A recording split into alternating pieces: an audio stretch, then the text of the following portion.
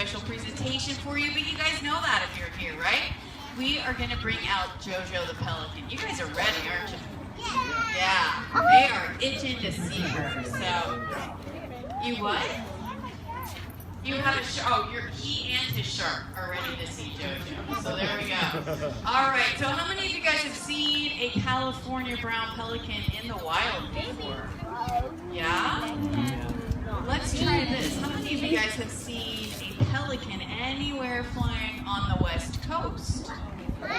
Okay, so if you've seen them anywhere along the coast, then you've seen a California brown pelican. They are the only species that flies up and down the West Coast. So there you go. So now you know. Now I've just given you a tip so you can impress your friends and neighbors and family. Driving along the coast, you see a pelican, you just do that. It's a California brown. Just look gently and look back. Don't give it much time. They'll think you're an expert. So there you are. Okay. So the range of the California brown pelican is from north all the way into British Columbia, and then south they go all the way down to Ecuador. They like to do their breeding in the warm zone, so typically Southern California to Ecuador for that. And then typically we see them here in the summer and into the early fall.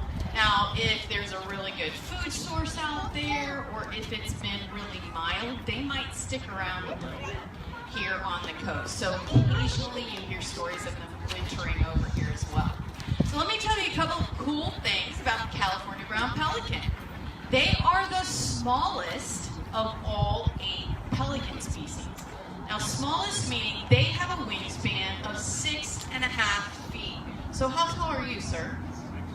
6'4". So their wingspan is taller than this guy. So thank you for letting me use you as model. Very nicely done. Yes, thank you. Yes. So exactly, that's pretty long for the smallest of the species, right? So then if they are measured from the tip of their bill to the tip of their tail, they are measured at about 4 feet long, or 4 feet tall. So that's pretty big, right? So do you guys have a guess as to how much somebody that big weighs, a bird that big? Shout it out if you have a guess. 80 pounds, 200 pounds. 35. 4 pounds. Okay, 75. All right, are you guys ready to hear how much they weigh? Let's do a drum roll, please. They weigh 7 pounds to 9 pounds. So, back here, why did you think only 4 pounds? Exactly, very good, folks. They have hollow bones, yeah, and they have very, very light feathers, which allows them to do this other cool thing that California brown pelicans do, and I'll talk about that in a minute. So let me introduce beautiful Miss JoJo and her trainer, beautiful Miss Heather. So the other thing that California brown pelicans do is called plunge diving. They're one of 2 species that does this. The other one is the Peruvian pelican. So these birds go up about 60 to 65 feet in the air, and they're looking for schooling fish right near the surface. Now when they find those schooling fish, they aim head first right toward the water. They're going to swing their wings behind them and like an arrow plummet right in. Now you see how long her bill is, right? She's going to open that bill up, and she has a big expandable pouch underneath that lower bill. Can you guys kind of see that stretchy pouch? When she opens that up, she can take in almost 3 gallons of fish and water. That's like 3 milk jugs full, right?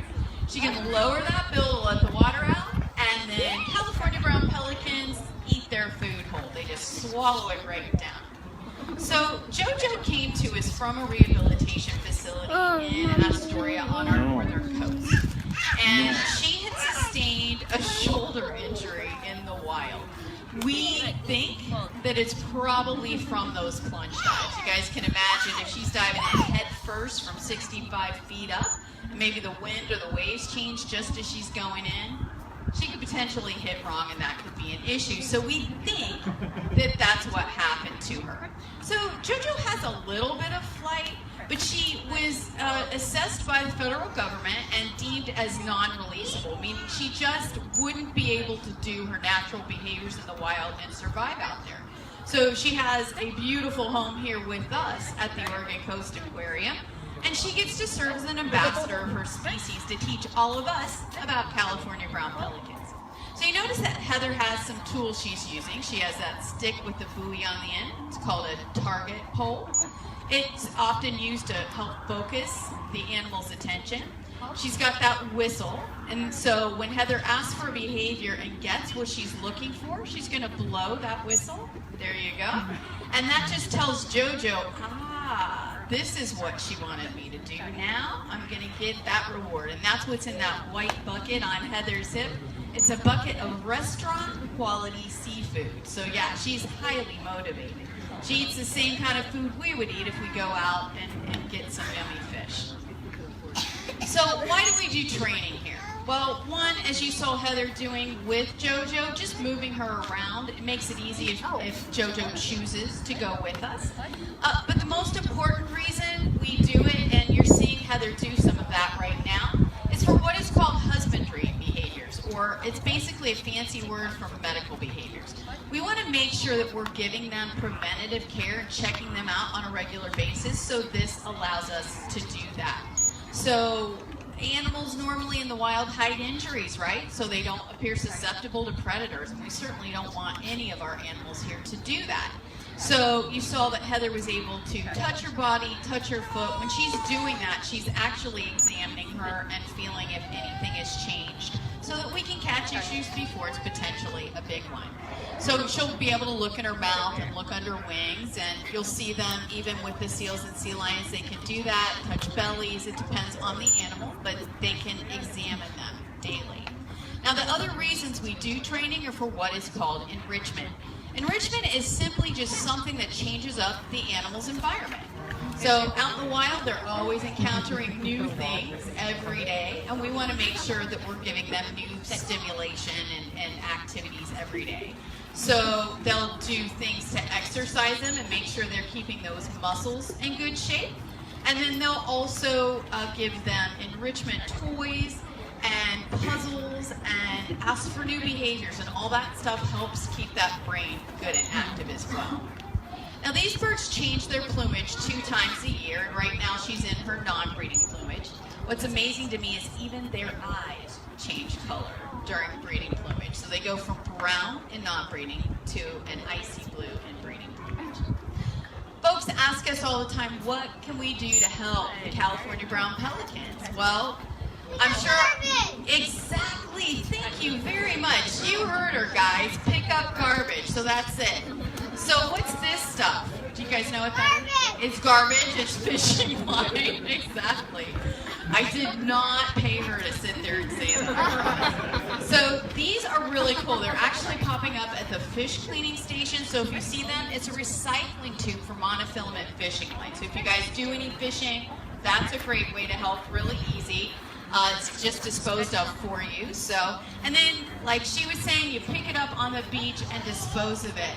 So JoJo had a friend here. Her name was Ren, and she had gotten her wing entangled in monofilament fishing line. She was at that same rehabilitation facility and came here with us and was here for a couple of years. So she had to have her wing amputated at the wing tip because of this stuff. So yeah, great way to help her. I'm sure most of you guys already know this stuff, but sometimes our friends and family don't know about that, so we can pass that on. Looks like JoJo's ready to wrap up her session, so why don't we have a round of applause for JoJo and for Heather. She's doing a nice job for you there. So we're going to wait until she gets safely off stage. If you guys can just hold for me. Now she might come back out. Occasionally she wants to say one more goodbye. There she goes. So one more little. If you guys are interested in seeing a photo of her